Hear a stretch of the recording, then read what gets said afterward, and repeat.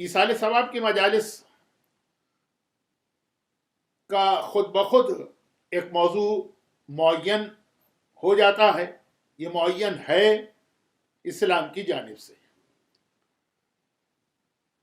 اور جیسا کہ میں اکثر یہ چیز یاد دلاتا رہتا ہوں، تو آج بھی مجلس کے آغاز میں بطور تمہید اسی چیز کی تکرار کر دوں.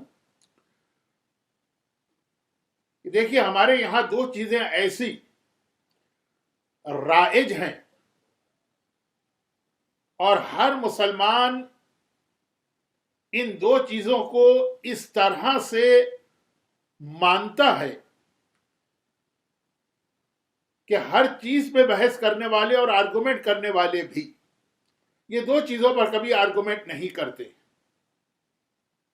ورنہ تو بہت سارے لوگ ہمارے یہاں ایسے ہیں جو سنسیئرٹی کے ساتھ صحیح، لیکن جب بھی کوئی ان کے سامنے دینی چیز پیش کیجئے وہ سوال کرتے ہیں کہاں لکھا ہے، اس کا ریفرنس کیا ہے، یہ قرآن میں کہاں آیا. بہت سے لوگ اب تک اسی لیے داڑھی نہیں رکھ پا رہے کہ ان بیچاروں کو قرآن میں کہیں داڑھی کا وجود نہیں مل رہا. بہت سارے لوگ اس لیے تقلید نہیں کر پا رہے کہ ان کو کہیں تقلید کے مسئلے کا پتہ نہیں چل پا رہا. بہت سارے لوگ تو اس لیے خمس نہیں دے رہے کہ ان کے حساب سے قرآن کریم کے اندر خمس والی کوئی آیت ہی نہیں. اور اتنے خلوص کے ساتھ وہ یہ اعتراض کرتے ہیں کہ جیسے ہی انہیں قرآن کا کوئی حکم پتہ چلتا ہے وہ فوراً سمینا واتانا کہہ کے اس پہ عمل کرتے ہیں. لیکن ایصال ثواب کی مجلس ہے کوئی 10 مجالس کا سلسلہ یا 5 مجالس کا خمسہ نہیں ہے کہ میں بہت تفصیلی بات کروں. مختصر بات یہ، لیکن دو چیزیں ایسی جو اسلامی معاشرے میں، اسلامی سماج میں، اسلامک سوسائٹی میں اتنے کامن ہیں اور اس پہ کوئی آرگومنٹ نہیں کرتا ہے. نمبر ایک، جب دو مسلمان ایک دوسرے سے ملتے ہیں تو ایک دوسرے کو دیکھ کے سلام کرتے ہیں. کہاں لکھا ہے سلام؟ کون سی آیت میں سلام کا حکم ہے؟ حدیث میں یہ ہے کہ نہیں ہے؟ وہ حدیث معتبر ہے کہ وہ حدیث کمزور ہے؟ اس کے راویوں پہ ہم بھروسہ کر سکتے ہیں کہ بھروسہ نہیں کر سکتے؟ اچھا، یہ سلام تو ایک ایسی چیز ہے کہ قرآن میں بھی ذکر ہے، حدیث میں بھی ذکر ہے، معتبر حدیث میں بھی ذکر ہے، کمزور حدیث میں بھی ذکر ہے، لیکن اس بحث میں کوئی پڑھتا نہیں، اس مسئلے پہ کوئی ڈیبیٹ نہیں کرتا. اس طرح سے مسلمان کے جین میں یہ شامل ہے کہ جب ایک دوسرے سے ملو تو ایک دوسرے کو سلام کرو. اور سلام کا مقصد یہ ایک دعا بھی ہے اور ایک دوسرے کو یہ یقین دہانی کرانا، یہ گارنٹی دینا کہ ہم تمہارے لیے سلامتی کا، سیفٹی کا، پروٹیکشن کا، امان کا پیغام لے کے آئے ہیں. ہر ایک سے ڈر سکتے ہو، ہم سے مت ڈرنا. ہم تمہیں کوئی نقصان نہیں پہنچائیں گے، نہ تمہاری جان کو خطرہ ہے، نہ تمہاری عزت کو خطرہ ہے، نہ تمہارے مال کو خطرہ ہے. سلام کا اصل میسج اور فلسفی تو یہ، حتیٰ یہ کہ روایت میں یہاں تک آیا ہے کہ جب ہم نماز پڑھتے ہیں اور نماز کا اختتام ہمیشہ سلام پر، سلام پوری نماز میں صرف ایک دفعہ ہے. باقی جتنے بھی نماز کے دیگر احکامات اور واجبات ہیں وہ کئی بار ریپیٹ ہوتے ہیں. رکوع بھی پہلی رکعت میں بھی ہے، دوسری میں بھی ہے، سجدے بھی کئی ہیں، الحمد 2 دفعہ پڑھا جاتا ہے. تشہد بھی ایک فجر کی نماز کے علاوہ تکرار ہے، لیکن سلام صرف ایک مرتبہ.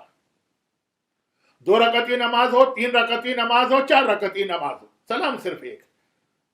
اور وہاں بھی یہ مطلب بتایا گیا ہے کہ اس کو سلام کہتے کیوں ہیں.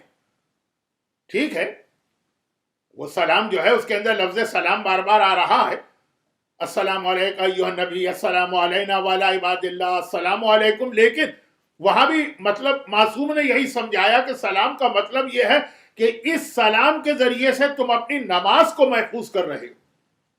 یہ سلام جو ہے نا، یہ نماز کو پروٹیکشن دیتا، اس سے نماز بچ جاتی. اور ربط کیا ہے سلام میں اور نماز میں؟ صرف ایک جملہ کہہ رہا ہوں کیونکہ جیسا کہ بار بار مجھے یہ وضاحت کرنا پڑ رہی ہے کہ صرف یہ ایک تقریر ہے، ایک سلسلہ نہیں، یہ 5 مجالس کا. موقع ملا تو کبھی اس کی وضاحت کروں گا، لیکن صرف ایک جملہ. نماز کے مسائل میں جملہ یہ آتا ہے کہ سلام کے بعد جو شک ہو اس پہ توجہ نہیں دیں گے. یہ سلام نے جو ہے نا آپ کی نماز کو بچایا. تو یہ تو نماز ہی نہیں، یہ پورا پیغام ہے اسلام کا. اللہ کا نام بھی سلام.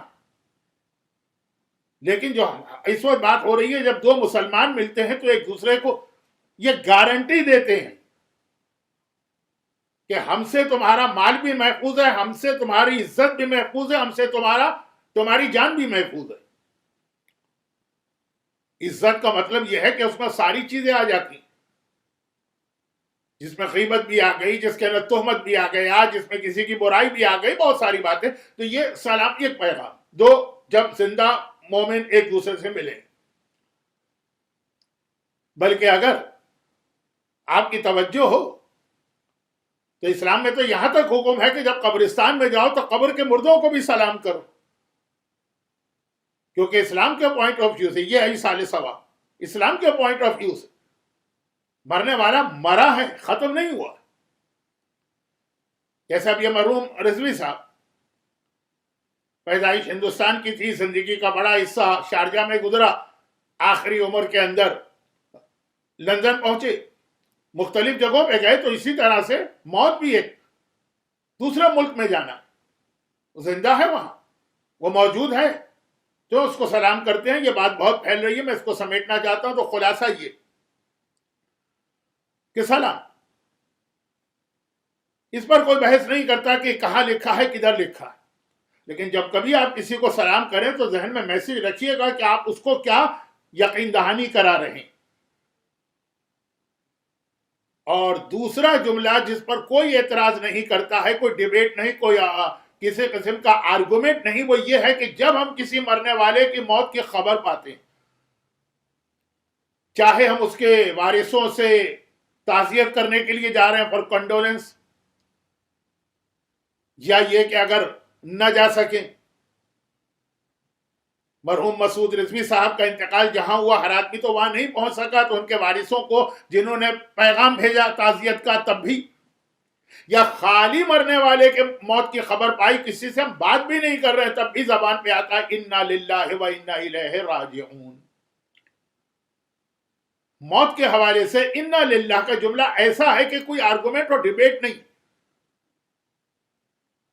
شام غریبہ کی مجالس کی وجہ سے ہر مومن کو پتا ہے کہ یہ قرآن کی آیت ہے، لیکن کبھی کسی نے آج تک مجھ سے سوال نہیں کیا کہ آپ لوگ جو انا للہ کہتے ہیں یا ہم لوگ جو انا للہ کہتے ہیں کہاں لکھا ہے. ہر ایک کو پتا ہے کہ یہ ہے اسلام. تو اب یہ انا للہ بھی اپنی جگہ خود ایک بہت بڑا میسج ہے، فلسفی ہے اس کے پیچھے، جیسے سلام کے پیچھے. سلام ایک خالی ایک روٹین سی چیز نہیں ہے، سلام ایک پیغام ہوتا ہے سامنے والے کو. اسی طرح انا للہ ایک پیغام ہوتا ہے. اب انا للہ کا مطلب کیا ہے؟ امام بارگاہ علی رضا شارجہ میں ایصال ثواب کی مجلس ہو رہی، تو یہاں کے رہنے والے تو عربی اتنی تو تھوڑی بہت سمجھ گئے کہ اصلاً اصولاً یہ انا للہ نہیں ہونا چاہیے، یہ ہونا چاہیے تھا انہ للہ و انہ الیہ راجعون. بھئی وہ شخص اللہ کی طرف سے آیا ہے، اللہ کی طرف چلا گیا. جملہ جب ہم یہ کہتے ہیں انا للہ تو کسی کی موت کی خبر سن کر نا، گرچہ قرآن نے تو اس کو بہت وسیع کر دیا کہ ہر مصیبت کے وقت کہو، لیکن کم از کم موت کے وقت تو کہنا ہی. پہلی بار یہ جملہ بھی مولا نے کہا تھا جناب حمزہ کی شہادت پر، وہ ایک الگ موضوع ہو جائے گا، ایصال ثواب کا موضوع رہا جا رہا. تو انہ للہ نہیں ہونا چاہیے، انہ للہ ہونا چاہیے. ہم کسی کے مرنے پر یہ جملہ کہہ رہے ہیں تو ہمیں کہنا چاہیے وہ اللہ کی طرف سے آیا، وہ اللہ کی طرف چلا گیا. نہیں، انہو نہیں کہا، انہ کا. انہو مانے ہی اور انہ مانے وی. ہم نے یہ نہیں کہا کہ وہ اللہ کی طرف سے آیا ہے اور وہ اللہ کی طرف گیا. ہم نے موت کی خبر اس کی ملی کہ وہ مرا، ہم نے کہا ہم اللہ کی طرف سے آئے اور ہم اللہ کی طرف جائیں گے. یعنی خالی وہی نہیں گیا ہے اللہ کی طرف، ہم بھی جائیں گے. خالی اس کو موت نہیں آئی، ایک دن ہم کو بھی مرنا. جس طرح سلام نے ایک مکمل پیغام دیا، اس طرح انا للہ نے بھی ایک مکمل میسج دیا کہ جب کسی کی موت کی خبر سنو تو اپنی موت کو بھی یاد کرو. اور اپنے دماغ میں یہ چیز تازہ کر لو کہ ایک دن تمہیں بھی مرنا ہے. یہی اس پہلی آیت کا ترجمہ ہے جو آج میں نے خطبے کے بعد تلاوت کی. خطبے کے اختتام پہ میں نے 3 آیتیں تلاوت کی ہیں. پہلی آیت سورہ انبیاء کی. اب ترجمہ دیکھ لیجیے اور اب تک جو میں نے بات کہی اس کو اس سے ملا لیجیے. وما جعلنا لبشر من قبلک الخلد. اے حبیب آپ سے پہلے بھی ہم نے کسی انسان کو ہمیشہ کی زندگی نہیں دی. خلد خالدین ہمیشہ ہمیشہ. وما جعلنا لبشر کسی بھی انسان کو ہم نے من قبل کا آپ سے پہلے الخلد خلد عطا نہیں کیا, ہمیشہ کی زندگی نہیں دی. افإن مت اے حبیب اگر آپ مریں گے, اگر آپ مر سکتے ہیں, فہم الخالدون تو کیا کوئی اور یہ سوچ سکتا ہے کہ وہ ہمیشہ رہے گا؟ جب منزل موت سے آپ کو بھی گزرنا تو کسی اور کے دماغ میں تو یہ خیال آنا ہی نہیں چاہیے کہ میں ہمیشہ ہمیشہ رہوں گا. یہی ہے وہ مشہور مصرع, جب احمد مرسل نہ رہے کون رہے. جب بھی کسی گھر میں موت ہوتی, گھر والے غمگین ہوتے ہیں, گھر والے دکھی ہوتے ہیں, گھر والوں پہ ایک صدمہ ٹوٹ پڑتا ہے, دنیا پرسہ دینے جاتی ہے, لیکن اس وقت یہی پیغام اسلام کا ایک اطمینان ہے, ایک سکون ہے دل کے لیے, قلب تشفی قلب ہے, سکون قلب ہے کہ جب رسول اس مرحلے سے گزرے ہیں تو ہم اور آپ کیا حیثیت رکھتے ہیں, ہم کو بھی اس کا سامنا کرنا. اور اسی کو قرآن نے اس دوسری آیت میں بیان کیا, جسے دوسری سے مطلب جو آج میں نے خطبے میں دوسری آیت تلاوت کی, اسی کو قرآن نے اس میں دوسرے انداز سے بیان کیا, ایک اور پیغام دیا جا رہا ہے. لیکن یہ جو پہلا ابھی پیغام ہوا انا للہ و انا الیہ راجعون, وہ پیغام کیا بنا کہ مرنا ہر ایک کو, لیکن جب کسی کی موت کی خبر سنو تو یہ بھی یاد رکھ لو کہ ایک دن تمہیں بھی اپنی موت کو یاد کرو. ہر مرنے والے کی موت کی خبر تم اپنی موت کو یاد کرو, اور یہ کسی کو نہیں پتا کہ وہ کہاں مرے گا, چونکہ اسلامی کیلنڈر کے اہم ترین مہینوں میں سے ایک مہینے رجب کا آغاز ہو چکا ہے. یہ رجب احترام والے مہینوں میں سے ایک ہے. جو 4 اسلام نے احترام کے مہینے قرار دیا, اشہر حرم, اس میں رجب بھی ایک ہے. بلکہ اس اعتبار سے رجب ذرا سا دوسروں سے الگ ہے کہ یہ اکیلا مہینہ, باقی 3 مہینے جو ہیں وہ ایک دوسرے کے ساتھ ہیں. ذی قعدہ, ذی الحجہ, محرم, 3 مہینے ایک ساتھ احترام کے ہیں, اور یہ رجب اکیلا چوتھا مہینہ. اور اس کی اتنی برکتیں ہیں کہ خالی رجب کی برکتوں پہ بات کی جائے تو ایک تقریر تو کیا ہے, 5 بھی ناکافی. مگر اس ماہ مبارک رجب کی جتنی برکتیں, ان کو حاصل کرنے کا ایک طریقہ اس دعا میں آیا جو امام زمانہ نے اپنی غیبت صغرا میں اپنے ایک نائب کو تعلیم دی, جو مفاتیح الجنان میں بھی ہے کہ اللہم انی اسألک بالمولودین فی رجب. اے خدا اس ماہ مبارک رجب میں پیدا ہونے والی 2 شخصیتوں اور پرسنالٹیز کے ذریعے میں تجھ سے سوال کر رہا ہوں. وسیلہ اسألو کا سوال کر رہا ہوں, واسطہ دے رہا ہوں بالمولودین, 2 مولود کا.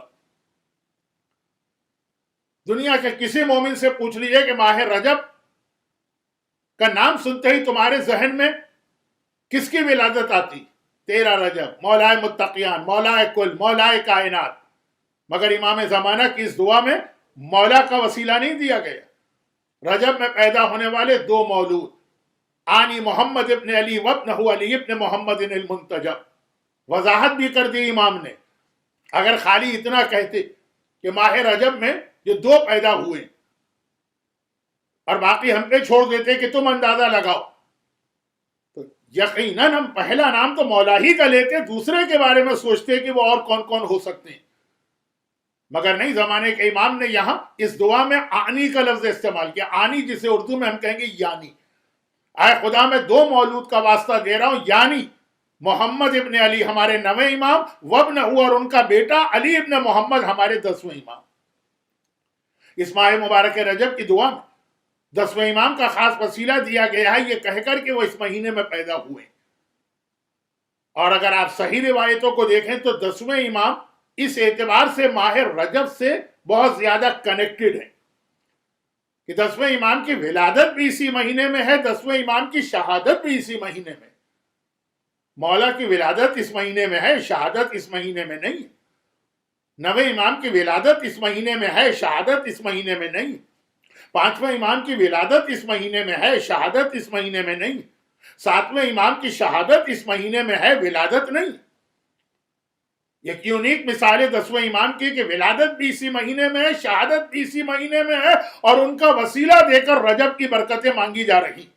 یہ مفاتیح کی مشہور دعا ہے جو بہت سارے صاحبان ایمان رجب میں روزانہ پڑھتے ہیں. یہ روزانہ پڑھی جانے والی دعا رجب کی وہ دعا ہے جیسے رمضان میں یا علی و یا عظیم و یا غفور و یا رحیم روزانہ کی دعا، دعا افتتاح روزانہ کی دعا. یہ والی دعا روزانہ کی ہے جس میں 10ویں امام کا تذکرہ ہوتا.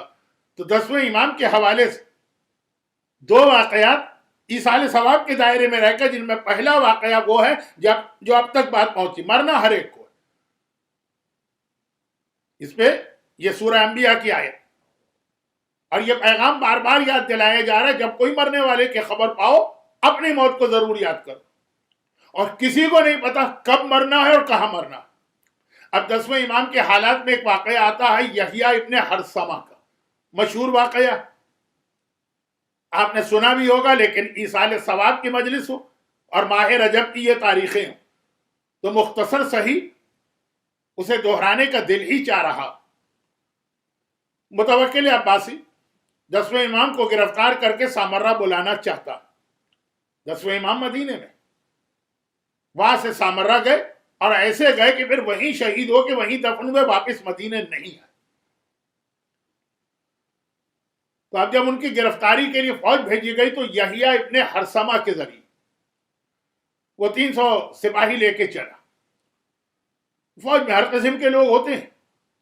اب یہ لوگ چل رہے ہیں، سامرہ سے آ رہے ہیں. سامرہ کیپٹل تھا اس زمانے کے عباسی حکمران کا، اور مدینے آ رہے ہیں.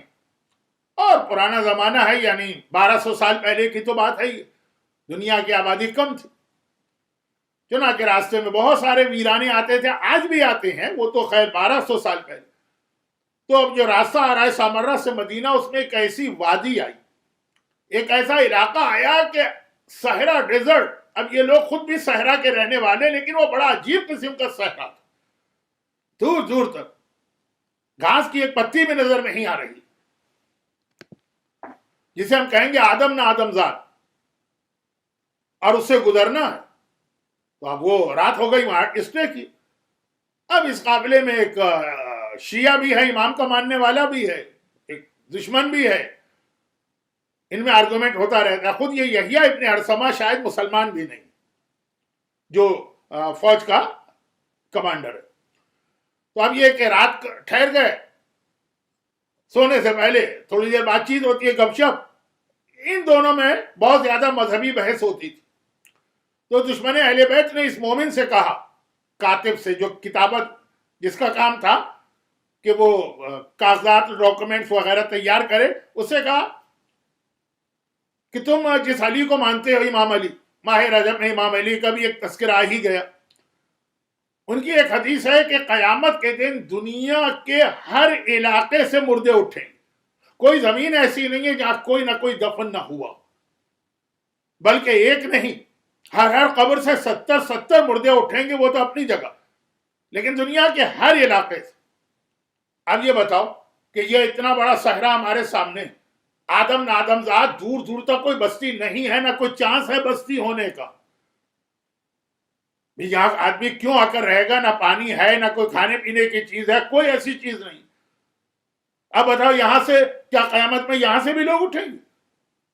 تمہارا امام تو یہی کہتا، لیکن اللہ نے تمہیں عقل دی ہے، عقل استعمال کرو.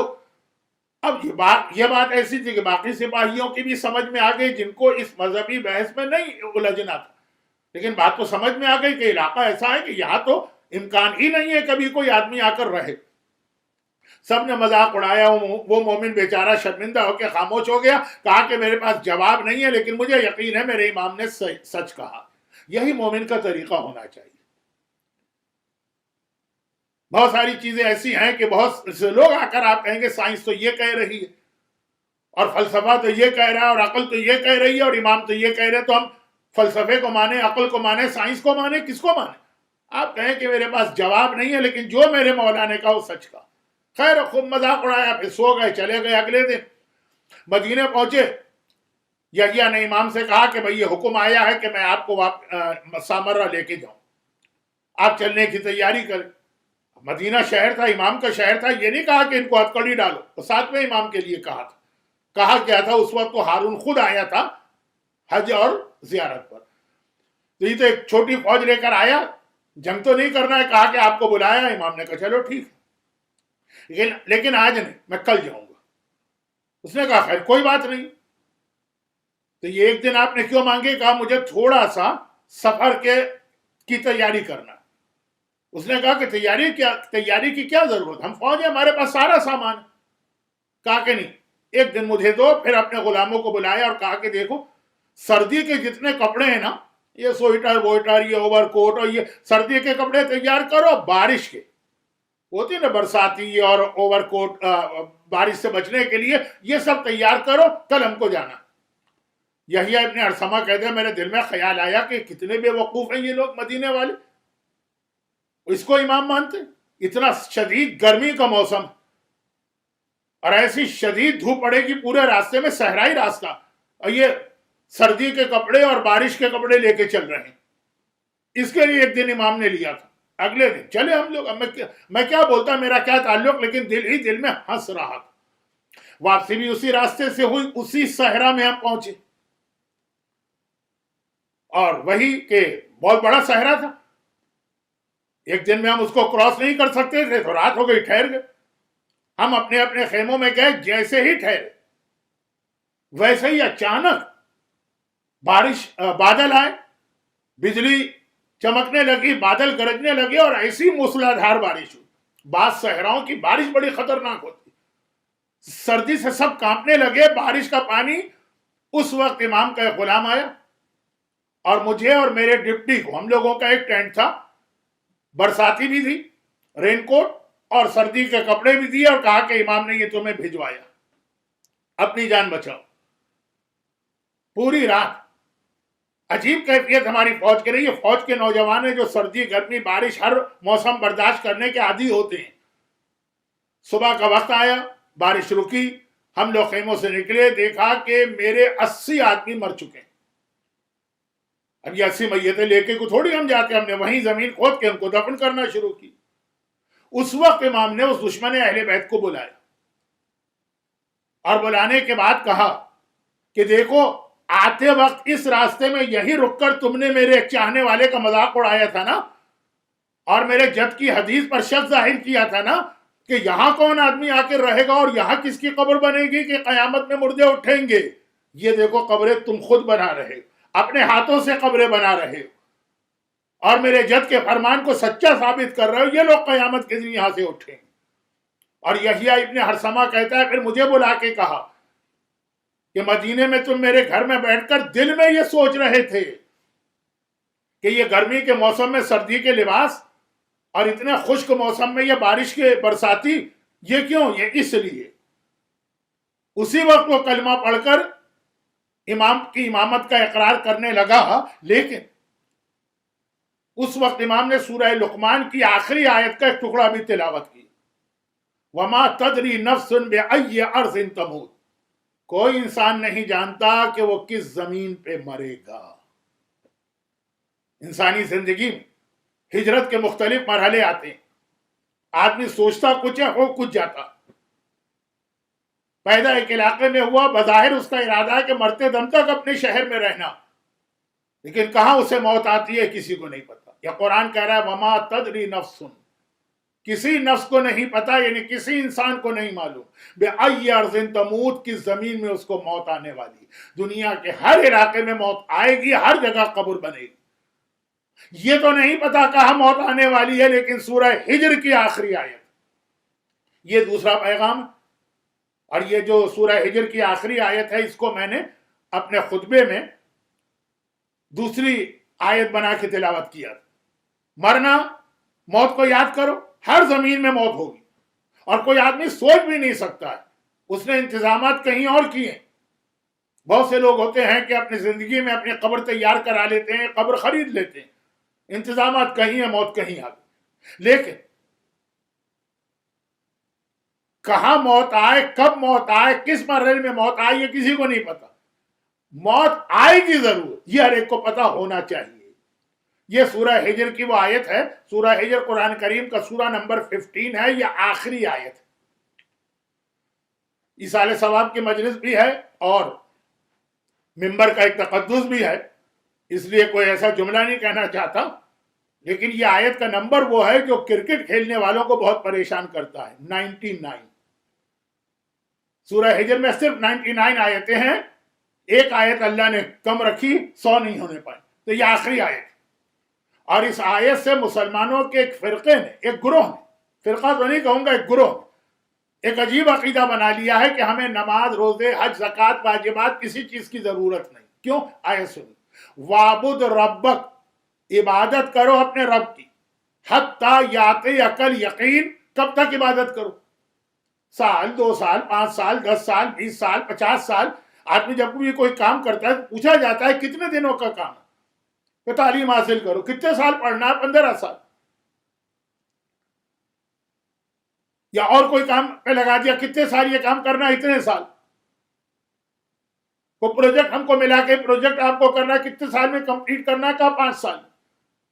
اب قرآن کہہ رہا ہے وَاعْبُدْ رَبَّكَ، اپنے رب کی عبادت کرو، حتیٰ یَأْتِیَکَ الیقین، یہاں تک کہ تمہیں یقین آ جائے. تو ایک گروہ نے کہا کہ قرآن نے یہ خود ہم کو اجازت دی ہے کہ جب تمہیں یقین آ جائے تو پھر عبادت کی ضرورت نہیں، عبادت کرو یقین آنے تک. جیسے روزے کی آیت ہے نا، وَأَتِمُّ الصِّيَامَ إِلَى اللَّيْلِ، روزہ رکھو رات تک. رات آ گئی، اب روزہ ختم. عبادت کرو یقین آنے تک. یقین آ گیا، عبادت ختم. تو ہمیں یقین آ چکا ہے اللہ پہ مکمل 100%. اب ہمیں عبادت کی ضرورت نہیں. یہ گروہ کا نظریہ ہے. مختصر سی مجلس ایصال ثواب کی، یعنی ایک مجلس جب مجھے پڑھنا ہو تو مجھے تو مختصر ہی لگتی. آدھی مجلس کا وقت ہو چکا ہے تو باتیں ابھی بہت باقی ہیں، تو ادھر نہیں جاتا کہ پھر انہوں نے کہا نماز، روزہ، اس کی ضرورت نہیں. لیکن پورا عالم اسلام اس نظریے کے خلاف. وہ کہتا ہے یہ کو تھوڑی قرآن کہہ رہا ہے. قرآن کہہ رہا ہے اپنے رب کی عبادت کرو جب تک یقین نہ آئے. اور یقین کیا چیز ہے؟ موت. یہاں پہ قرآن کا مطلب ہے یقین سے موت، کہ رب کی عبادت کرنا ہے موت آنے تک. تو اب موت کو یقین کیوں کہا گیا؟ اس لیے کہ انسان کی زندگی میں ایک ہی چیز یقینی ہے، اس کا نام ہے موت. باقی پوری زندگی میں کوئی چیز یقینی نہیں ہے. کنفرم صرف موت کنفرم ہے، کوئی چیز نہیں. اتنی کنفرم ہے کہ قرآن نے اس کے لیے لفظ یقین استعمال کیا، لفظ موت نہیں کہا. یعنی کئی جگہ قرآن نے موت کا لفظ استعمال کیا، اس آیت میں یقین کہا کہ رب کی عبادت کرنا ہے یقین آنے تک، موت آنے تک. اب دیکھیں کتنی عجیب بات ہے، کتنی عجیب بات. زندگی کا ایک ہی مرحلہ اور اسٹیج ایسا، انسانی زندگی کئی فیزز سے گزرتی، ایک ہی یقین ہے. قرآن بھی کہہ رہا ہے اور ہماری عقل بھی بتا رہی. ایک بچہ ماں کے پیٹ میں اس نے پہلی سانس لی، کہا جاتا ہے کہ 4 مہینے کے بعد پھر روح پڑتی. تو اس کے پھر بہت سارے مسائل ہیں کہ اگر ماں کی جان کو خطرہ ہو تو کیا ایبورشن ہو سکتا ہے، نہیں ہو سکتا، روح پڑنے سے پہلے، روح پڑنے کے بعد. مثلا یہ کہ مسئلہ اسلامی شریعت اور فقہ میں آلریڈی ڈسکس. 4 مہینے کے بعد کہا جاتا ہے جب پریگننسی کو 4 مہینے ہو جائے روح پڑتی ہے، پہلی سانس لے. لیکن کوئی نہیں بتا سکتا ہے کہ بچہ زندہ پیدا ہوگا کہ نہیں. اب بچہ زندہ پیدا ہو گیا، کوئی نہیں بتا سکتا ہے کہ بچہ اپنے یہ لڑکپن کا زمانہ گزار سکے گا کہ نہیں. اور اس نے لڑکپن کا زمانہ گزارا اور آ گیا نوجوانی میں، جسے آج کل کہتے ہیں یوتھ. لیکن کوئی نہیں کہہ سکتا کہ کیا یہ جوان بھی ہوگا کہ نہیں. اور جوان بھی ہو گئے، کوئی نہیں کہہ سکتا کہ کیا یہ بڑھاپے میں جائے گا کہ نہیں جائے گا. اور بڑھاپے میں بھی چلا گیا تو کوئی نہیں کہہ سکتا کہ کتنے سال تک اس کا بڑھاپا رہے گا. ساری چیزیں شک.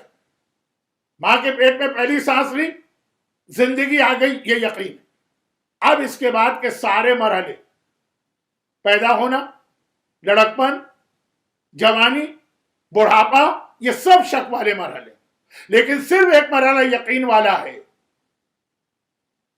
یہ جتنے مرحلے ہیں، جب اس نے پہلی سانس لی ماں کے پیٹ میں، وہاں کے بعد کے مرحلے، بڑے سے بڑا میڈیکل سائنس کا ایکسپرٹ ہو، بڑے سے بڑا گائنا کا ایکسپرٹ ہو، بڑے سے بڑا سائنٹسٹ ہو، بڑے سے بڑا فلاسفر ہو، وہ بھی نہیں بتا سکتا. لیکن ایک چیز ایک عام سا آدمی بھی بتا سکتا ہے کہ جب اس بچے نے ماں کے پیٹ میں پہلی سانس لی ہے اور کوئی مرحلہ آئے کہ نہ اس کو موت ضرور آ کے رہے. زندہ پیدا ہو کے نہ ہمیں نہیں معلوم، لڑکپن کا مرحلہ گزرے کہ نہیں ہمیں نہیں معلوم، جوانی مکمل ہو سکے کہ نہیں ہمیں نہیں معلوم، لیکن یہ معلوم ہے کہ جب پہلی سانس لی ہے تو آخری سانس ملے گا اور مرنا یقینی، اتنا یقینی. لیکن اب دیکھیے کہ کتنا یہ دنیا نے اصولوں کو الٹا کر دیا. جتنے شک والے مرحلے سب کے لیے آدمی ایڈوانس میں تیاری کرتا، بلکہ اگر کوئی ایڈوانس میں تیاری نہ کرے تو اس کا مذاق اڑایا جاتا. بچہ بھی پیدا نہیں ہوا، آخری دن چل رہے ہیں پریگننسی کے، ڈیلیوری کسی وقت بھی ہو سکتی. جتنے بھی سمجھدار والدین ہیں وہ پہلے سے انتظامات کر کے رکھتے ہیں، بلکہ بعض اوقات تو دیکھا ہے کہ پورے فرنیچر تک خرید لیتے ہیں. کوٹ وغیرہ آ گئے، پیمپرز آ گئے، دودھ کا انتظام ہو گیا، چھوٹے چھوٹے کپڑے سی لیے گئے. نانیاں اور دادیاں جو کرتی ہیں تو کرتی ہیں، لیکن گھر والے، اور ابھی وہ بچہ زندہ پیدا ہو گیا پتا بھی نہیں کہ یہ ایجوکیشن کے مرحلے میں پہنچے گا کہ نہیں، لیکن ابھی سے اس کی تعلیم کے لیے سوچنا شروع کر دیا، پیسے جمع کرنا شروع کر دیے. اگر بہت زیادہ مہنگی فیس والا کالج ذہن میں ہے تو اس کے اعتبار سے لڑکی ہے تو عقلمند والدین ابھی سے 2 سال 3 سال کیا تھوڑا تھوڑا تھوڑا جہیز کا سامان جمع کرنا شروع کر دی. اور جو جوان ہو گئے آدمی تو ابھی سے اپنے بڑھاپے کی فکر ہے.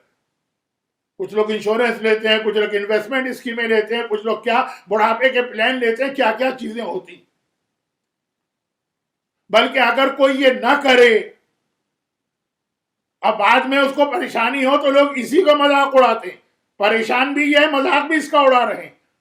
میں کتنے لوگوں کو جانتا ہوں جنہوں نے زندگی میں 20 سال 30 سال آپ کے علاقوں میں گزارے، خوب کمایا، سب خرچ کر دیا، اور جب 20 سال بعد 25 سال بعد جانا پڑا معلوم ہے خالی ہاتھ جا رہے ہیں. نہ کوئی بڑھاپے کے لیے یا ریٹائرمنٹ کے لیے یا جاب چھوٹنے کے بعد کے لیے نہ کوئی سیونگ تھی، نہ کوئی پراپرٹی بنائی، نہ کوئی فلیٹ لیا. اب پریشان بیٹھے کہ بھائی اچانک ہم کو جانا پڑ رہا ہے، کیا کریں. لوگ الٹا انہی کا مذاق اڑاتے ہیں. بھائی جب اتنا کما رہے تھے تو اس وقت نہیں سوچا تھا کہ بڑھاپے کا بھی ایک مرحلہ آئے گا. اس وقت سب خرچ کرتے چلے گئے، اسی کا مذاق اڑایا جا رہا ہے جو اس وقت پریشان بیٹھا. کیوں؟ اس لیے آنے والے مرحلے کی تیاری نہیں کی. لیکن جب موت کی بات آتی ہے وہاں پہ یہ اصول سب بھول جاتے. بھائی باقی سارے تو مرحلے شک والے ہیں. وہ کہہ سکتا تھا کہ میں نے اس لیے کوئی تیاری نہیں کی کہ مجھے پتہ ہی نہیں تھا کہ میں بوڑھا ہو پاؤں گا کہ جوانی میں مر جاؤں.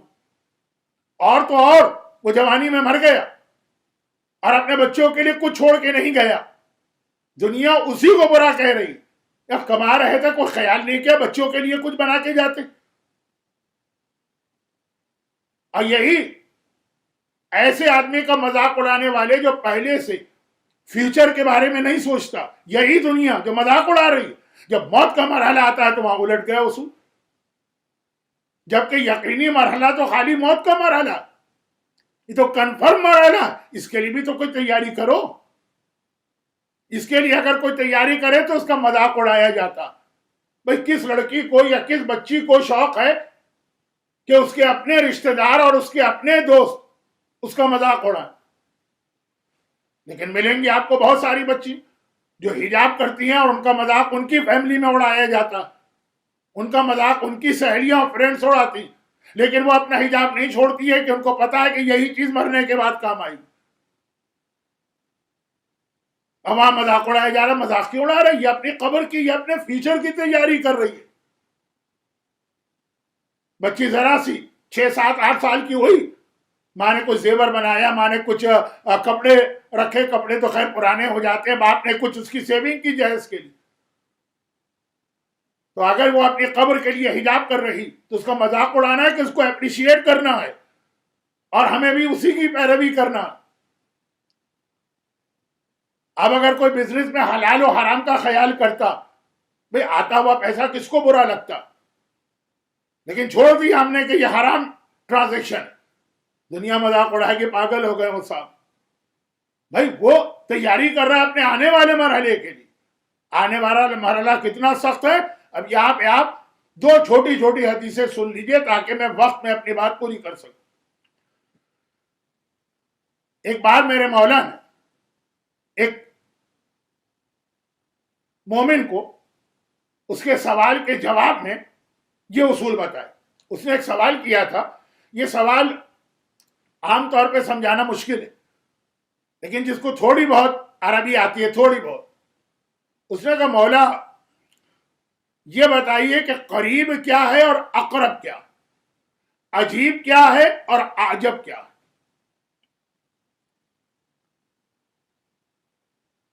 واجب کیا ہے، اوجب کیا ہے، صعب کیا ہے، اصعب کیا ہے. اگر یہ چار چیزیں قریب، عجیب، واجب، صعب. صعب مانے مشکل. اور اس کے ساتھ جو چار اس نے باتیں ملائیں، اقرب، اصعب، اوجب، اعجب، یہ ہے عربی کی سپرلیٹو ڈگری. کبیر عربی میں کہتے ہیں بڑا، اکبر سب سے بڑا، سب سے بڑا، سپرلیٹو. صغیر چھوٹا، اصغر سب سے چھوٹا. کریم کرم والا، اکرم سب سے زیادہ کرم والا، رحیم رحم والا، ارحم سب سے زیادہ رحم کرنے والا، عظیم عظمت والا، اعظم سب سے زیادہ عظمت والا، عالم علم والا، عالم سب سے زیادہ علم رکھنے والا. تو اس نے جو چار سوال کیے اس میں چار چیزیں پوچھی اور پھر انہی کی سپرلیٹو. مولا قریب کیا ہے؟ نیا. اور اقرب بالکل قریب، سب سے زیادہ قریب. امام نے کہا قریب قیامت ہے. اقتربت الساعہ، قرآن نے کہا قیامت قریب آ گئی.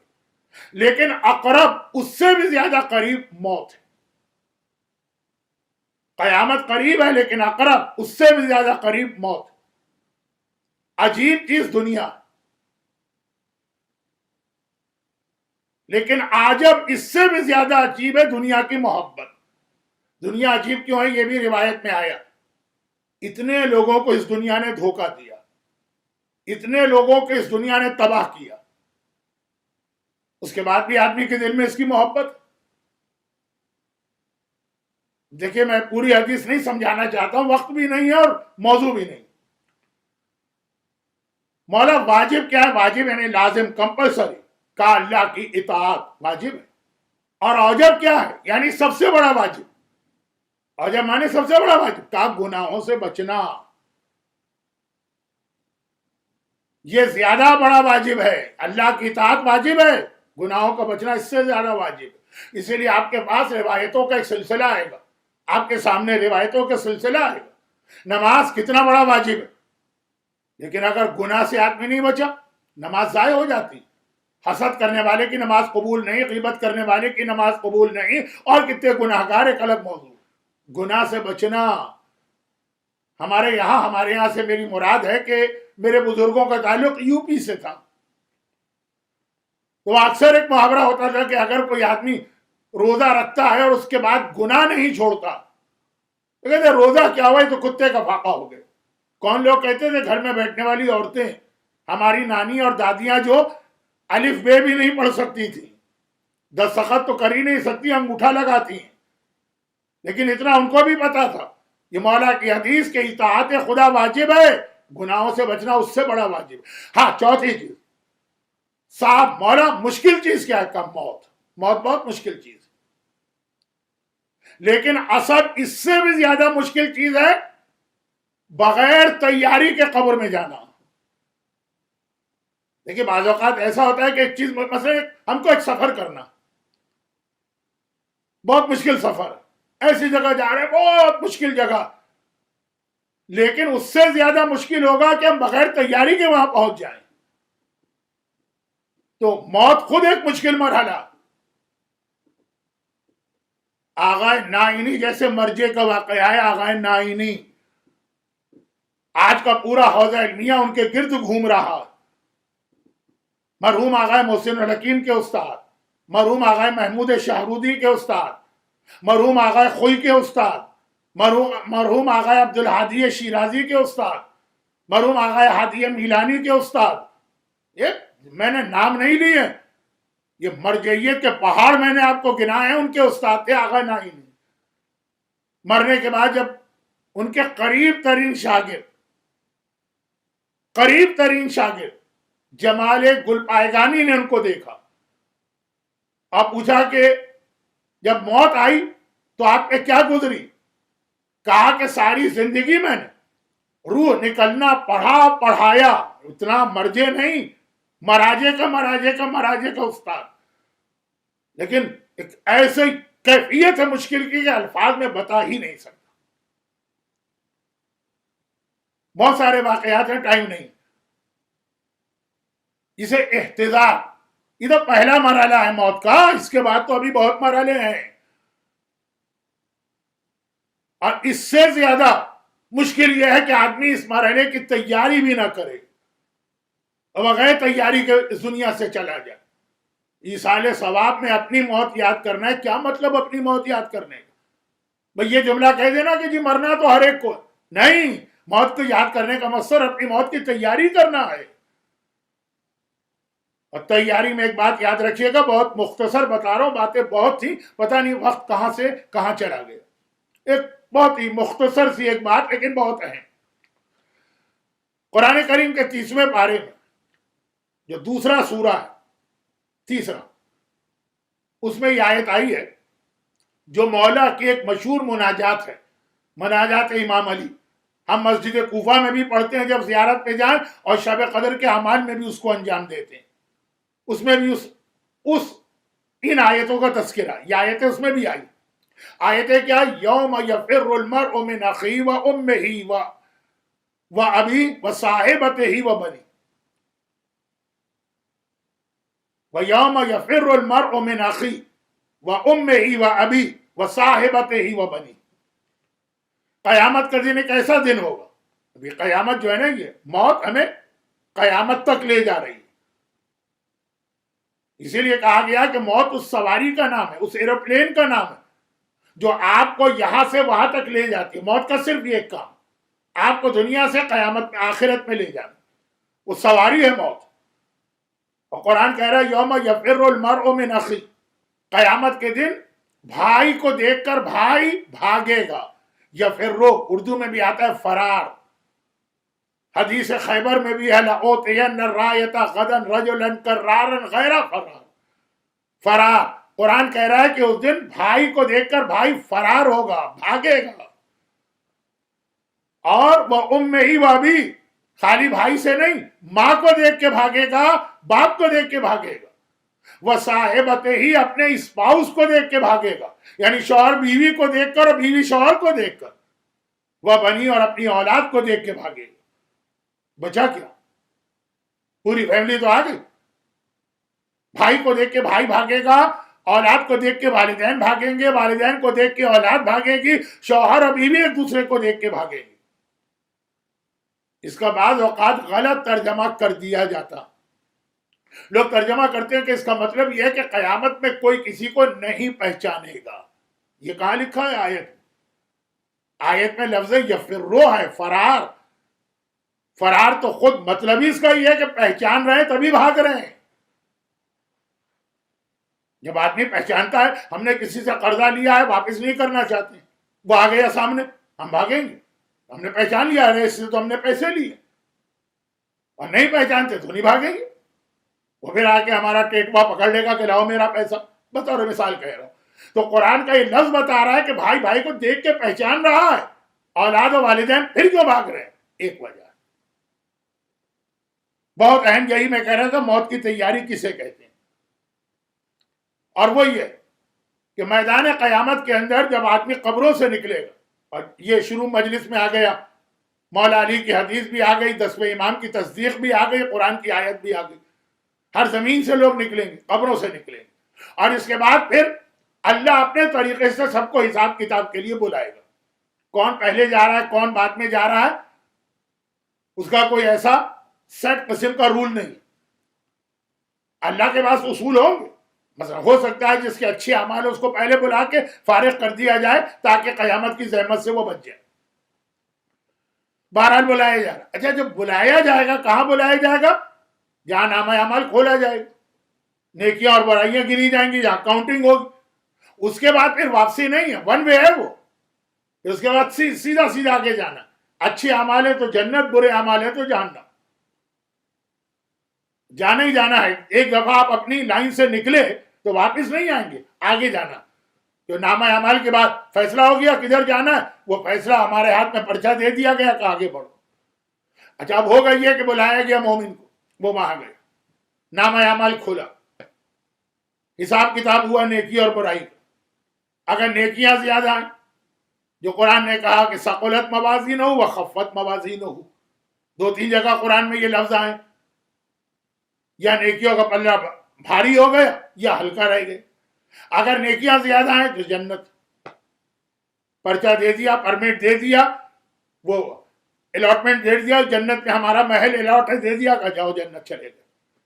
اگر گناہ زیادہ ہیں تو مومن کو بھی جہنم کا پہلا طبقہ، جہنم کے 7 طبقے ہیں، پہلا والا خالی مومن کے لیے، وہ بہت ہلکا، لیکن وہ ہلکا ہی اتنا ہے کہ خدا کی پناہ۔ کہا کہ بھائی یہ تمہارے نام اعمال کو تولا گیا، اس میں گناہ زیادہ ہیں، نیکیاں کم رہ گئی، اب جاؤ اس کی سزا برداشت کرو۔ اب 2 باتیں یاد رکھیے، پہلی بات یہ ہے کہ پلے صراط پہ کوئی قدم نہیں رکھ سکتا جب تک کہ علی اس کو لکھ کے نہ دے دے یہ میرا شیعہ،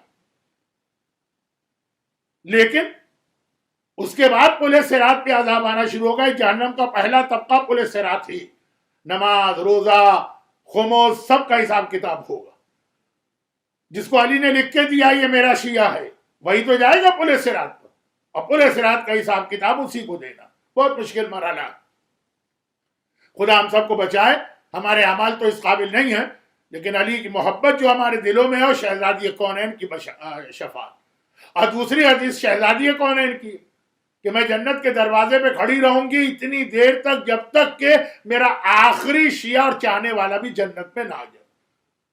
پوچھا گیا شہزادی کتنے سال کھڑی رہیں گی؟ کہا 70,000 سال، یعنی ایک ایسا بھی گناہ گار ہوگا جو 70,000 سال کے عذاب کے بعد پہنچے گا۔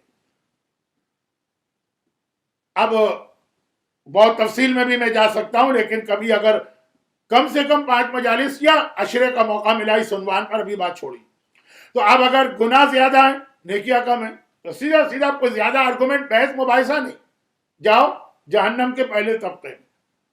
مومن کے لیے لفظ جہنم استعمال کرنا مجھے اچھا نہیں لگ رہا، جاؤ عذاب کے لیے، ٹھیک۔ 2، ایک تیسرا بھی تو مرحلہ ہو سکتا ہے، نیکی اور گناہ بالکل برابر آ گئے، نیکی کا پلہ جھک گیا جنت، گناہوں کا پلہ جھک گیا عذاب، اب بالکل برابر آ گئے۔ اب یہ جہنم میں جا نہیں سکتا کیونکہ اس کی شرط ہے گناہ زیادہ ہوں، اس کے گناہ تو زیادہ نہیں، یہ جہنم میں جا نہیں سکتا، جنت میں بھی نہیں جا سکتا، اس کے لیے شرط ہے کہ نیکی کا پلہ جھک جائے، وہ بھی نہیں، بالکل برابر۔ اب خدا کس طرح اس کا فیصلہ کرے گا وہ تو ایک الگ مرحلہ، وہ بات کا مرحلہ ہے وہ بھی، لیکن اس سے پہلے یہ بھی دیکھ رہا ہے کہ یہ کیا ہو گئے، پریشان بیٹھا یہ کیا ہو گئے، دونوں بالکل برابر ہو گئے، اب کیا خدا کرے گا؟ خدا اسے کہے گا پہلے تو تمہیں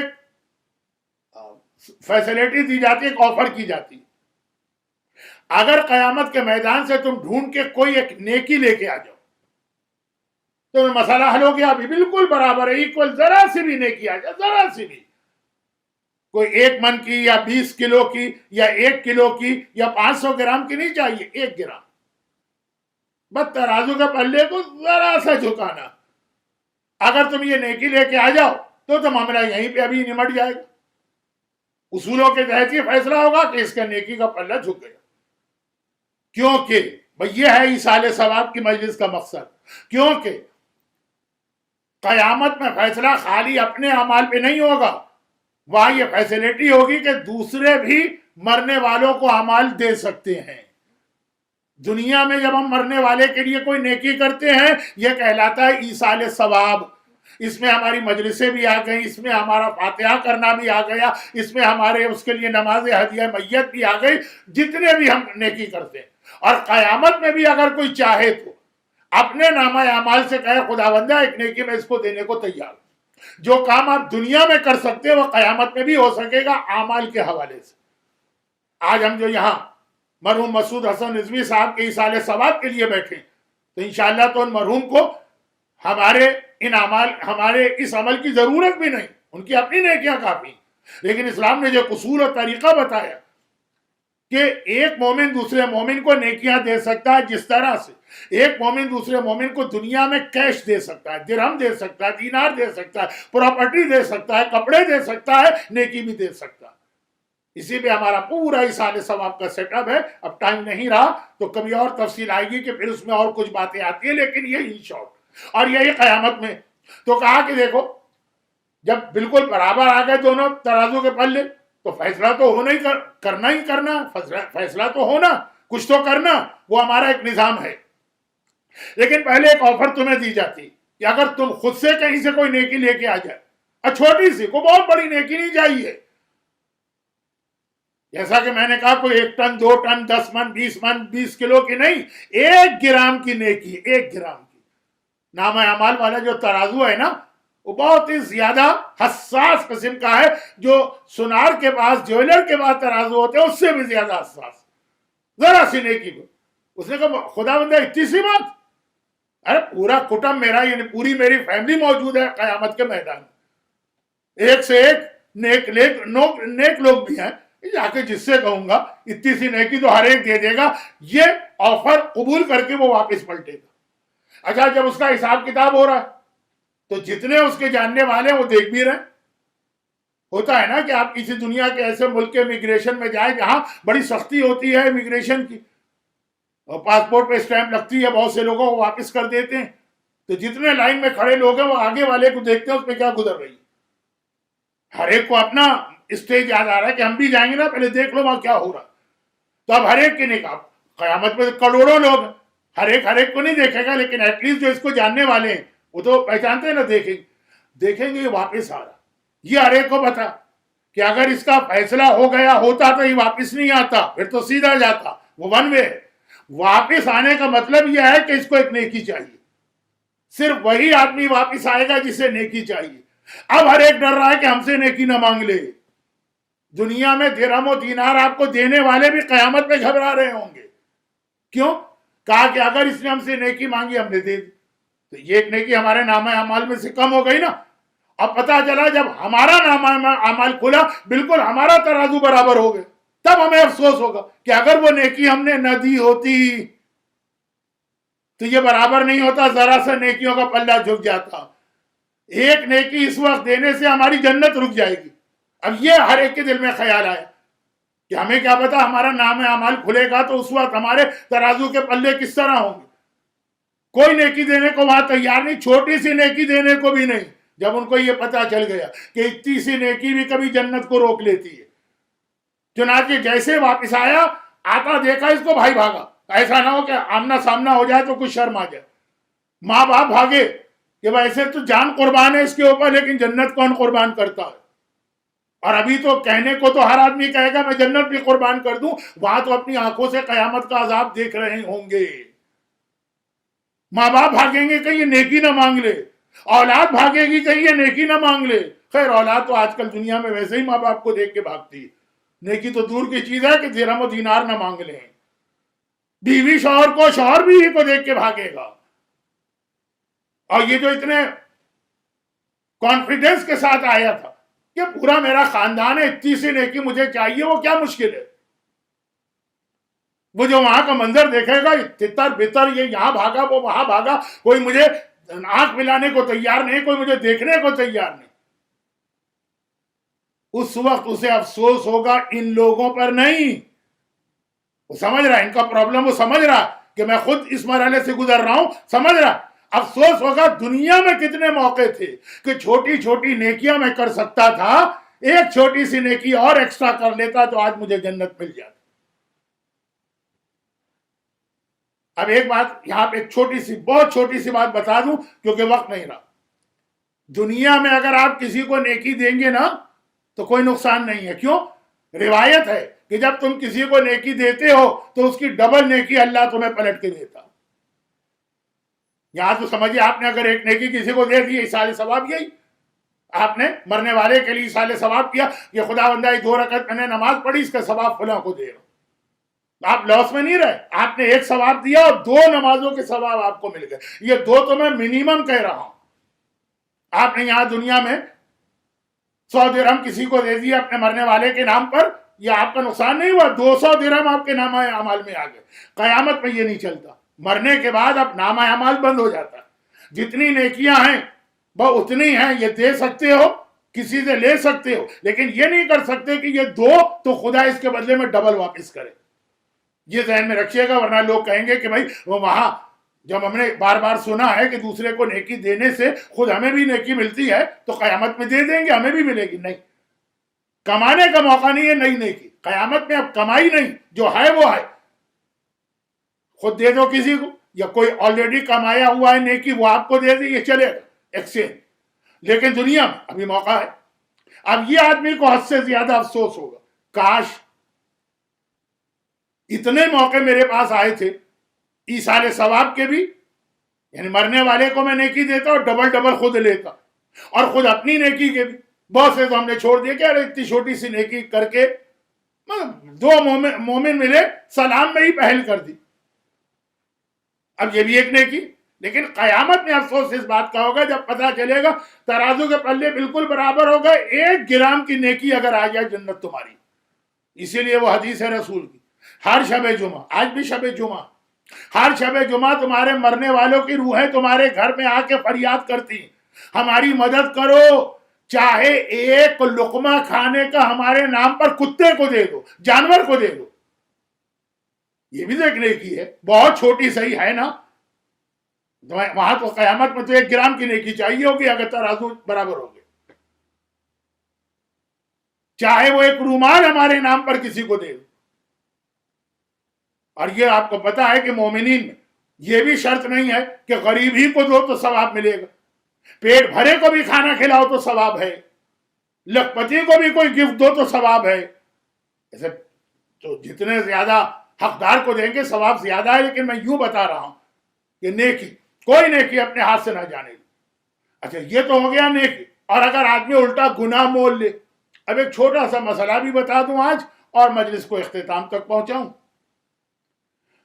دیکھیں جب کوئی آدمی مر جاتا تو ہمیں اپنی موت یاد کرنا، پھر اس کے اعتبار سے یہ یاد رکھنا کہ موت ہے بہت مشکل مرحلہ، بڑے بڑے مراجع اور مجتہدین گھبرائیں، لیکن اس سے بھی زیادہ مشکل مرحلہ ہے بغیر تیاری قبر میں جانا. اور قبر کی تیاری تو یہی ساری چیزیں ہیں، چھوٹی چھوٹی نیکی بھی جہاں موقع ملے. مگر یہ تو اپنے لیے ہو گیا، مرنے والے کے لیے بھی پھر ایصال ثواب نیکیاں کرتے رہو. کچھ شرعی ذمہ داریاں بھی آ جاتی ہیں ایسی جس کا تعلق وارثوں سے ہوتا. 2 چیزیں بتا رہا ہوں، اس کی تفصیل میں نہیں جا رہا ہوں، لیکن کبھی موقع ملا تو تفصیل بھی آ سکے.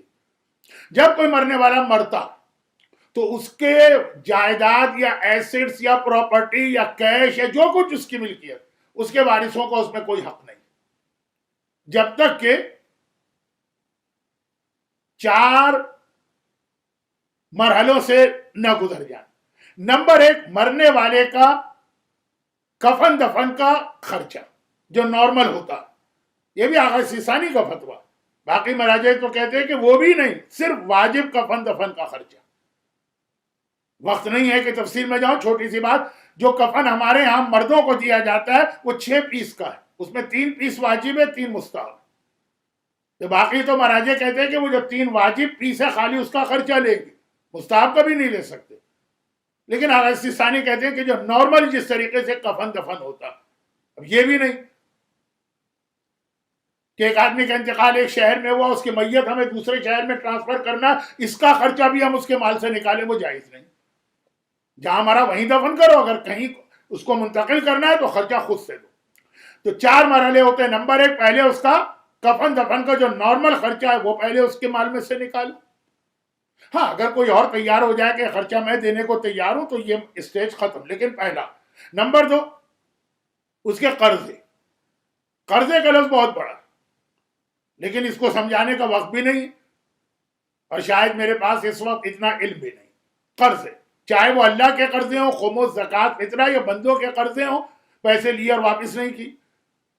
نمبر 3، وہ قرضے ہی میں آتا ہے، لیکن چونکہ لوگ قرضے کے لفظ سے ادھر نہیں جاتے ہیں تو اس کو الگ سے میں بتاتا ہوں. حج، اگر اس پر حج واجب تھا تو یہ بھی حج بھی ایک قرضہ ہے، لیکن چونکہ حج جو ہے وہ اس کو اتنا قرضہ نہیں سمجھا جاتا، اس لیے الگ سے میں کہہ رہا ہوں اس کے قرض ادا ہوتے.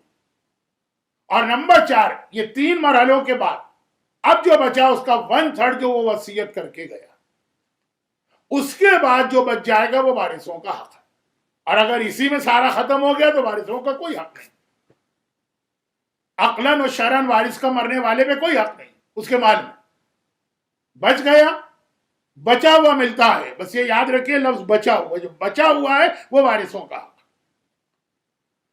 جس میں یہ چوتھا جو مرحلہ ہے کہ اس کی وصیتیں اگر ہیں تو جتنا 3 مرحلوں کے بعد جتنا بچ جائے گا اس میں سے 1/3 میں وصیت چلے گی، 2/3 وارثوں کا. ہاں اگر وارث خود راضی ہو کہ 1/3 سے زیادہ ہی دے دو، ہمارے باپ کی خواہش تھی وہ زیادہ بڑی وصیت کر گئے، چل ہم راضی. لیکن یہ بھی اس وقت ہے جب سارے وارث بالغ ہوں. نابالغ اگر وارث ہے تو یہ جائز ہی نہیں، نابالغ کا حصہ کم از کم الگ رکھنا ہو. اس کے بعد یہ 4 مرحلوں کے بعد پھر جا کے وارثوں کو جو کچھ بچ گیا وہ ان کا حق بنے گا. ورنہ ایسا کوئی اسلام میں اصول نہیں کہ باپ مرا تو اس کی میراث بیٹے کو ضرور ہی ملے، بیٹی کو ضرور ہی ملے. یہ ایک مسئلہ ہو. دوسرا مسئلہ اس کے ساتھ اور سن لیجیے، اور وہ یہ ہے کہ خمس واجب ہوتا ہے 1 سال کے بعد. ایک ڈیٹ آپ رکھتے ہیں، اس میں خمس دیا، اب اگلے سال جب وہ ڈیٹ آئے گی پورے 12 مہینے کے بعد آپ کو خمس دینا. اس دوران آپ سارے جائز خرچے کر سکتے ہیں. لیکن مرنے والے کا کیس الگ. مرنے والے کا کیس یہ ہے کہ جس دن وہ مر گئے اسی دن اس کے اکاؤنٹس کلوز، چاہے ابھی 8 مہینے ہوئے ہیں، پچھلے سال اس نے خمس دیا تھا. ایک آدمی ہر سال فروری کو خمس نکالتا ہے تو اب نیکسٹ فروری میں 12 مہینے ہوں گے، لیکن اگر وہ مر گیا جون تو ابھی 4 ہی مہینے گزرے، یہ 4 مہینے کے بعد اس کا خمس واجب. اب وہ تو مر گیا ہے، یہ وارثوں پر واجب. تو عام یوزول زندہ آدمی کے لیے ہر 12 مہینے کے بعد خمس ہے. مرنے والے کے لیے جو اس نے لاسٹ خمس دیا ہے اس کے بعد سے جس دن مر گیا اس دن اس کی ساری بکس کو کلوز کرو. فوری تو خمس نہیں دیں گے، ابھی اس کی میت کو اٹھانا ہے، غسل کفن، لیکن ارلیسٹ جیسے ہی فارغ ہوں گے یہ واجب فریضہ انجام دینا.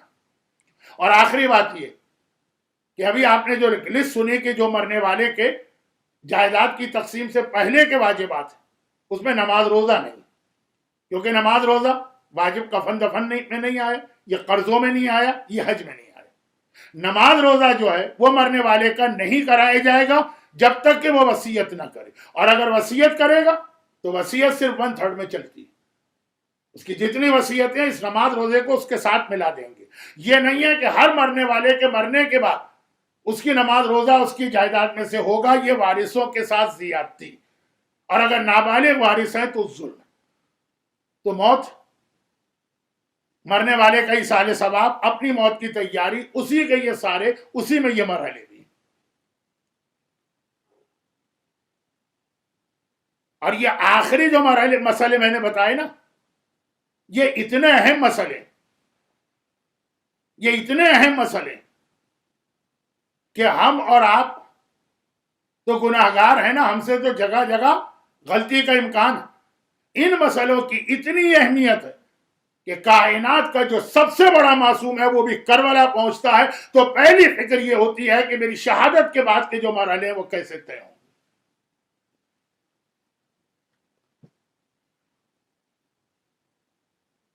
2 محرم کو حسین کربلا پہنچے. مولا حسین، آقا حسین، اتنا بڑا جہاد ابھی آپ کے سامنے ہے کہ آپ کو قیامت تک کے لیے اسلام کو بچانا، آپ کو قیامت تک کے لیے توحید پروردگار کو بچانا، مولا اس کے لیے آپ تیاری کریں. لیکن حسین نے کربلا پہنچتے ہی پہلا مرحلہ یہ طے کیا کہ یہ زمین جہاں ہمیں دفن ہونا، یہ زمین بھی ہمارے لیے حلال ہو جائے اور دفن کا انتظام بھی مکمل ہو جائے. قبیلہ بنی اسد کو بلا کے آقا حسین نے زمین خریدی کہ نہیں خریدی، یہ یہی مرحلہ. اور خالی زمین خریدی ہی نہیں، یہ شرط لگائی کہ نہیں لگائی کہ لشکر یزید کے جانے کے بعد ہمارے لاشوں کو دفن کر دینا. یہ اسی مسئلے کی جانب ہماری توجہ مبذول کرائی کہ مرنے والا تو دنیا سے جاتا ہے، لیکن اس کے فوراً بعد کے جو مسئلے ہیں اس کے بارے میں اتنی فکر و پریشانی ہے کہ کربلا جیسے عظیم جہاد کے لیے بھی حسین نے تیاری بعد میں کی. یہ میں ایک بات کر رہا ہوں کربلا پہنچ کر، پہلا مرحلہ یہ تھا.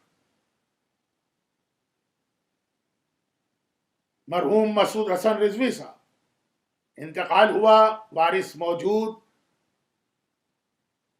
لندن میں انتقال ہوا، لیکن غسل، کفن، دفن سارے مرحلے کس خیر و خوبی سے انجام پائے. وہ کائنات کا بادشاہ، جوانان جنت کا سردار، رسول کے دل کا ٹکڑا، فاطمہ کے دل کا چین. حالت یہ ہے کہ امام زمانہ کا جملہ ہے، میرا سلام اس شہید پر جس کا لاشا بے گور و کفن کربلا کی جلتی ریتی پہ لگا. وارث اس کا بھی زندہ ہے لیکن کس عجیب حال میں، اور کس طرح سے اپنے مرنے والے کو دیکھا. روایت یہ ہے کہ میدان کربلا کا وہ مرحلہ آ گئے.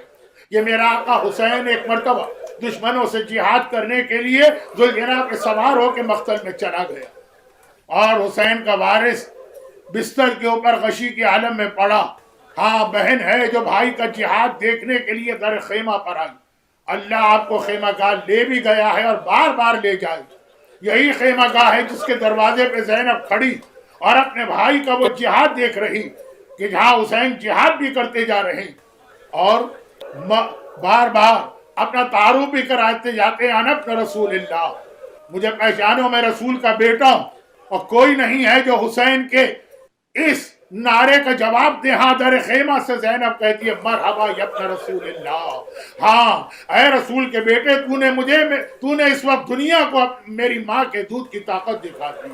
ایک عجیب جہاد ہے. حسین 57 سال کا ضعیف، عباس مارے گئے، حسین کی کمر ٹوٹ چکی ہے، اکبر کے کلیجے میں برچی لگی، حسین کا کلیجہ چھلنی ہو چکا ہے، قاسم کا بدن ٹکڑے ہو چکا ہے، علی اصغر خون حسین کے چہرے پر ہے. لیکن اس عالم میں بھی وہ جہاد کیا کہ فوج یزید دارالامارہ کی دیواروں سے ٹکرا رہی ہے، علمانو الحفیظ کی آوازیں بلند ہو رہی ہیں. لیکن وہ وقت آ گیا جو بہت پہلے خدا نے کہہ دیا تھا، یا ایتھا النفس المطمئنہ ارجعی الی ربک راضیۃ مرضیہ. اے حسین، اے نفس مطمئنہ، اپنے رب کی بارگاہ میں واپسی کی تیاری کر. اور ایک مرتبہ حسین ذوالجناح پہ ڈگمگا رہے ہیں اور ذوالجناح سے زمین کربلا کی جانب آئے. جب تک کہ ذوالجناح پہ بیٹھے تھے بہن کو بھائی نظر آ رہا تھا، لیکن ادھر حسین ذوالجناح سے گرے اور ادھر حسین نظر آنا بند ہو گئے. زینب پریشانی کی عالم میں سجاد کے پاس آتی ہیں، شانہ ہلا کے کہتی ہیں سجاد بیٹا میرا ماجایا کس حالت میں ہے، کوئی مجھے خبر دینے والا نہیں ہے، ذرا مجھے اتنا بتا دے. بس ابھی میں نے زمین کربلا میں زلزلہ محسوس کیا ہے، سرخ اور سیاہ اندھیاں چل رہی ہیں، سورج کو گہن لگنا شروع ہو چکا ہے، اماں فاطمہ کے رونے کی آواز آ رہی ہے. سجاد نے کہا پھوپھی اماں سہارا دے کر مجھے در خیمہ تک لے جائیں. زینب سہارا دے کے لے چلی. ارے یہ جملہ کیوں کہا مجھے سہارا دے کے لے جائیں؟ اس لیے کہ میرا امام اتنا بیمار ہے، 3 دن سے دوا تو درکنار، پانی کا ایک قطرہ بھی نہ ملا، بدن میں چلنے کی طاقت نہیں ہے. ارے جو عصر عاشور اتنا کمزور تھا 11 کو اسی کے گلے میں طاق ہوگا، ہاتھوں میں ہتکڑی ہوگی، پاؤں میں بیڑی ہوگی، مہار ناکا تھام کے چلے گا. زینب سہارا دے کے لائیں. سجاد در خیمہ پر آئے، خیمے کا پردہ ہٹایا، سامنے دیکھا بابا نظر نہ آئے، دائیں طرف دیکھا بابا نظر نہ آئے، بائیں طرف دیکھا بابا نظر نہ آئے، زمین کربلا کو دیکھا بابا نظر نہ آئے، آسمان کو دیکھا. اب اختیار کہا السلام علیک یا ابا عبداللہ، السلام علیک یا ابن رسول اللہ، بابا میرا سلام لو. زینب گھبرا گئی. بیٹا سجاد میرا ماجایا زمین کربلا پر ہے، زمین کو طرف دیکھ کے سلام کر، یہ آسمان کو کیوں دیکھ رہا ہے؟ سجاد نے کہا پھوپھی اماں ارے ذرا یہ منظر دیکھیے، شمر ملون نے ابھی میرے بابا کا سر کاٹ کے نوکے نیزہ پہ بلند کیا، وہ نوکے نیزہ اور اس پر میرے بابا کا کٹا ہوا سر بلند ہے.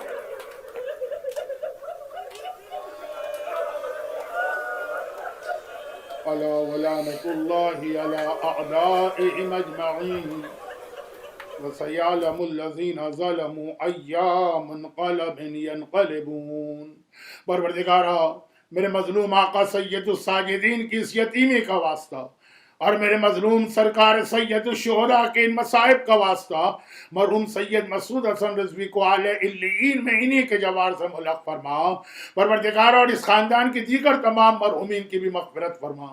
دنیا بھر میں پہلے ہوئے صاحبان ایمان آج شب جمعہ ان کے خاندان کے تمام مرحومین کو جوار معصومین میں جگہ دے۔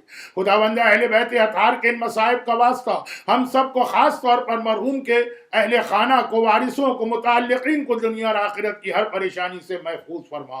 خداوندہ ہمارے تمام بیماروں کو، خصوصاً دنیا کے موجودہ حالات و کووڈ-19 کے اس ماحول میں تمام بیماروں کو شفاء کاملہ عطا فرما۔ جس دین کی خاطر اتنی عظیم قربانی دی گئی، ہمیں اس دین کے احکامات کے عمل کی توفیق عطا فرما، اور ان مظالم کے انتقام کے لیے اسی حسین و سجاد کے وارث، اپنی آخری حجت، ہمارے زمانے کے امام زمانہ کے ظہور میں تعجیل فرما، اور بعد ظہور ہمیں امام کی فوج کا سپاہی بننے کی توفیق عطا فرما۔